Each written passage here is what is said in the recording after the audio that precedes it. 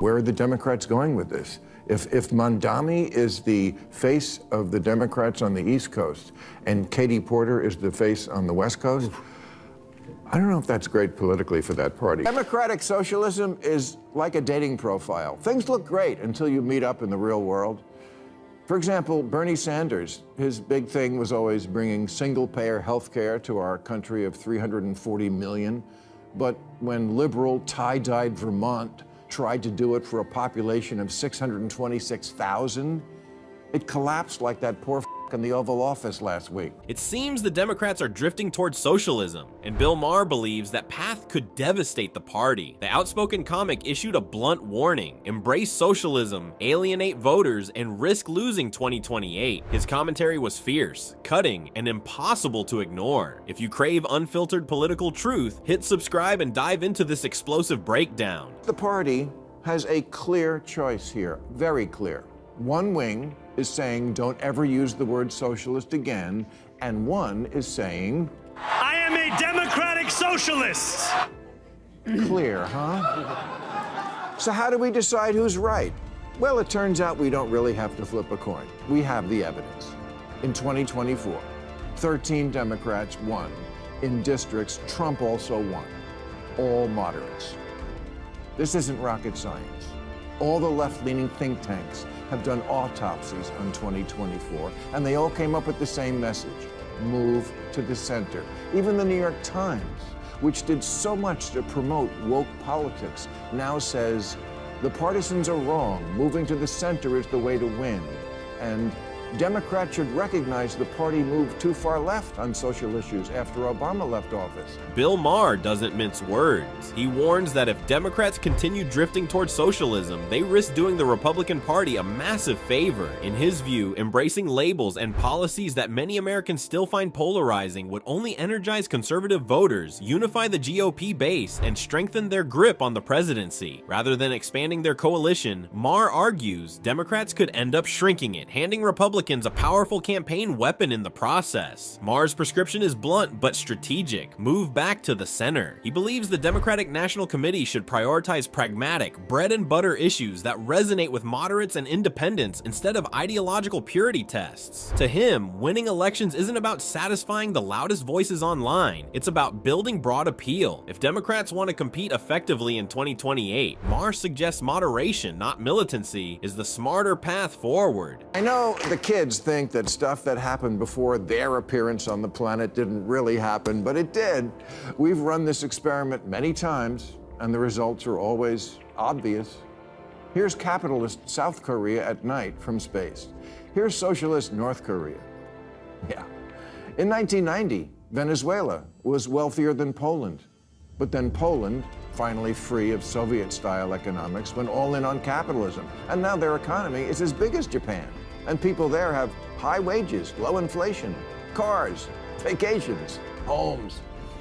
Meanwhile, Venezuela traded capitalism for Hugo Chavez's socialism for the 21st century, which turned out to be like socialism in the last century, or any century, a f***ing mess. Bill Maher argues that socialism is a political non-starter in the United States because Americans are deeply skeptical of it. In his view, voters don't need a history lesson. They've already seen how sweeping socialist experiments have unfolded in other countries. From economic stagnation to shortages and government overreach, Maher believes many Americans associate socialism with instability rather than prosperity. Whether those comparisons are always fair or not, he insists the perception is powerful, and in politics, perception often decides elections. Maher contends that voters fear policies that appear to centralize too much control in government hands. After generations of being raised on free market ideals and individual opportunity, many Americans remain wary of dramatic ideological shifts. Because of that cultural mindset, he believes openly embracing socialism would push swing voters away. In a tight national race, even a small exodus of moderates could cost Democrats the White House. It turned one of Latin America's richest countries into one of its poorest. Low wages, high inflation, shortages, outages, 8 million people fleeing. If you think New York can somehow reinvent this wheel, you're in for a rude awakening.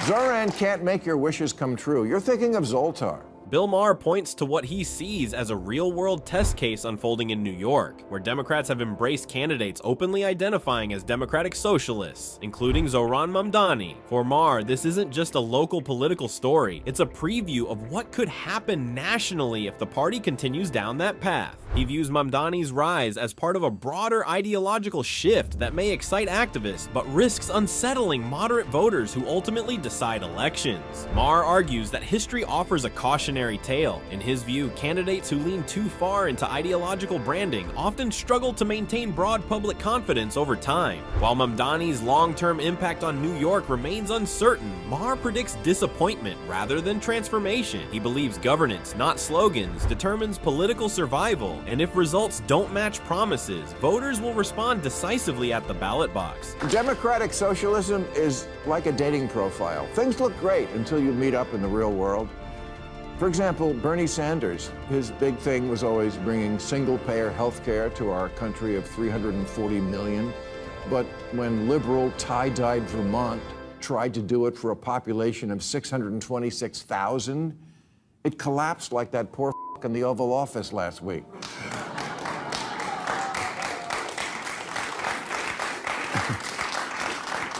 Bernie, AOC, Mamdani are not Democrats. They'll be the first to tell you that. They're democratic socialists, and that's a very different thing, and I don't think people know that yet. That, Maher argues, is where what he sees as the illusion begins. Many voters assume that democratic socialist is fundamentally different from socialist, believing the added word softens or redefines the ideology. But critics like Maher contend the distinction is largely cosmetic. In their view, attaching democratic to the label doesn't substantially alter the underlying principles: expanded government control, aggressive redistribution, and a larger state role in economic life. Supporters of democratic socialism insist the term reflects a commitment to achieving policy goals through democratic processes rather than authoritarian rule. However, Maher suggests that once policies are implemented, the practical outcomes can look strikingly similar to traditional socialist frameworks. He argues that branding matters in politics, and adding a qualifier may make the platform more palatable on the surface. Yet, he warns, voters eventually judge results, not terminology, and if the policies resemble what Americans already distrust, the rebranding won't shield Democrats from electoral consequences. I don't think people realize we already have a lot of socialism. Social Security, Medicare, Medicaid, unemployment insurance, food stamps, veterans benefits, Pell Grants, COVID-era payments, farm subsidies, disability payments, Fannie Mae, Freddie Mac, corporate bailouts, and the jobs program that is building weapons the Pentagon doesn't even want. All that is socialism, much of it appropriate to soften the edges of capitalism, but the DSA are radicals about this concept, and radical economic policy is always ineluctably married to radical social policy. Their platform, for example, calls for completely open borders. They're for what Biden was doing, but more. You think you're going to win an election on that? Bill Maher also points to immigration as a major political vulnerability. He notes that many voters cited what they saw as porous borders under Joe Biden as a key reason they lost confidence in Democratic leadership. For those voters, border security wasn't an abstract policy debate. It was a test of competence, order, and accountability. When people feel the system isn't under control, Maher argues, they look for alternatives, even if they disagree with those alternatives on other issues. What concerns Maher most is his belief that some Democratic socialists continue to support policies that voters already rejected at the ballot box. In his view, that signals a party that hasn't fully absorbed the political consequences of its past decisions. He warns that repeating the same approach while expecting different results could backfire again, especially in a closely divided nation where perception often determines victory or defeat. Either defund the police or military in the streets. Either MAGA's crypto crony capitalism or city-run grocery stores. No, I don't want that. I want a Democrat who reassures me if you like your Whole Foods, you can keep your Whole Foods.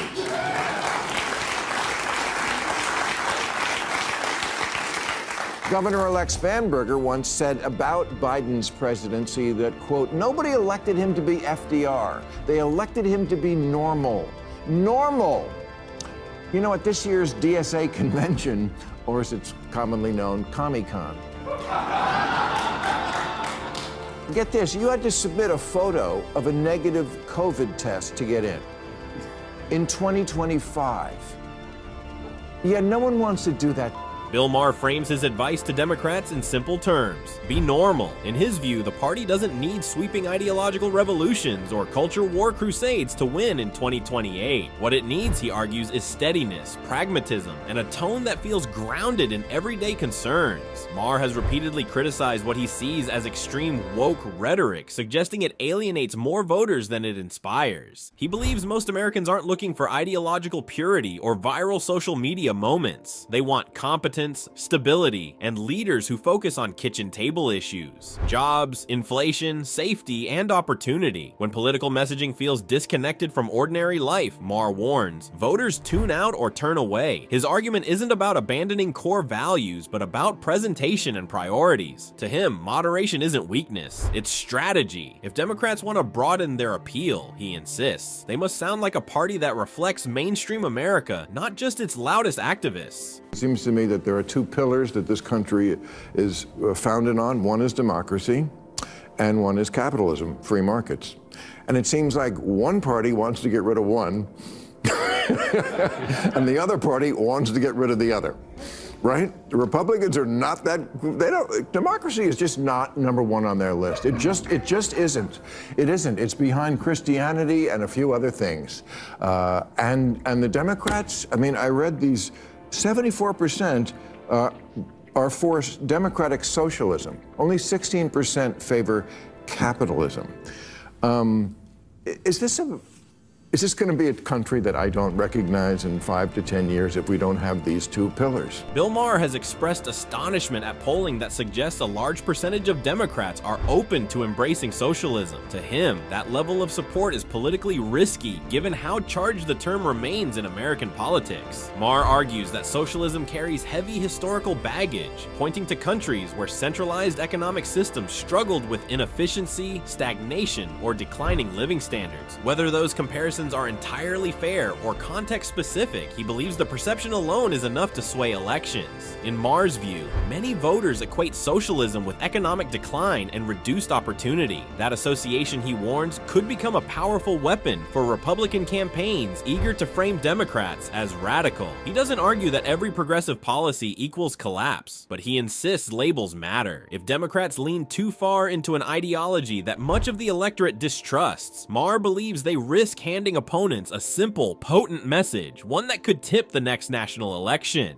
Where are the Democrats going with this? If Mamdani is the face of the Democrats on the East Coast and Katie Porter is the face on the West Coast, I don't know if that's great politically for that party. No, I don't see the rise of figures like Zohran Mamdani and Katie Porter as a positive sign for Democrats. Critics argue their elevation signals an ideological shift toward democratic socialism, which some fear could alienate moderates and independents. Rather than broadening appeal, critics warn it risks narrowing the coalition and reinforcing Republican attack lines. The concern isn't just about individuals, but the direction of the party's brand. When voters perceive movement away from pragmatism toward ideology, confidence can erode. Some commentators even predict long-term decline if the party fails to recalibrate and reconnect with mainstream concerns. Whether that prediction proves accurate remains uncertain, but the anxiety reflects a deeper internal debate about identity, electability, and future viability. Without that balance, critics fear the party's competitiveness could weaken significantly over time. These democratic socialists at another of their conventions,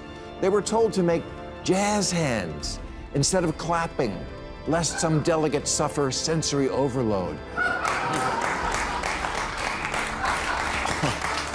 And also, and I'm not joking, they were told not to be wearing, any aggressive scents.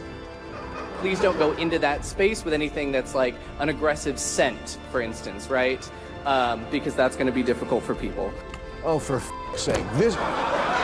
Bill Maher didn't hesitate to call out what he sees as the Democratic Party's growing fixation on woke politics. In his view, it's not just a cultural trend, it's an electoral liability. Maher argues that when political leaders appear more focused on symbolic language battles and niche ideological debates than on everyday concerns, many Americans feel alienated. He believes that frustration quietly builds among voters who simply want practical solutions to real-world problems. What worries Maher most is the combination. He suggests that pairing an openly socialist economic message with aggressive cultural progressivism creates a perception of extremism. Fair or not, he argues that image can be politically toxic. Elections are often won in the middle, and when a party drifts too far from what voters consider mainstream, it risks shrinking its appeal. For Maher, the path to victory isn't doubling down, it's recalibrating before dissatisfaction turns into defeat at the ballot box. Bill Maher ultimately warns that Democrats risk losing public trust if they drift too far from the political center. He believes moderation, pragmatism, and relatability, not ideological extremes, win elections. If the party hopes to remain competitive in 2028 and beyond, Maher argues, it must reconnect quickly with mainstream voters and their everyday concerns. And this brings us to the end of today's video. If you enjoyed it, then hit the like button and subscribe to this channel for more videos like this. Thanks for watching, and I'll see you in the next video.